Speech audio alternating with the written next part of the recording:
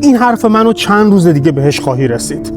درسته که امروز بازار و بازاریا شلوغ کردن، اعتصاب کردن، اعتراض کردن، اومدن بیرون، طلا فروشا، بازاریا، نونواها همه، ولی یادمون باشه که بازاریان همیشه برای منفعتشون شلوغ میکنن. وقتی منفعتشون کسب میشه همون منفعل همیشگی میشن. فتنه 57 هم پشت خمینی وایسادن. اینا رو گفتم که یادمون باشه اگر امروز بازار شلوغ شده، اومدن بیرون، مغازه هاشون رو بستن، اگر ما بشینیم و تماشا کنیم 3 روز دیگه 2 روز دیگه منفعت کسب میشه، ساکت میشن، شک نکنید. ولی اگه ما امروز این اعتصاب و قیام بازاریان رو گسترشش ندیم، نیایم بیرون، پشتش رو نگیریم، نکنیمش به یک قیام ملی و مردمی، مطمئن باشید که این پنجره هم بسته میشه. شک نکنید و بهش خواهیم رسید. بنابراین امروز نباید تماشاگر بود.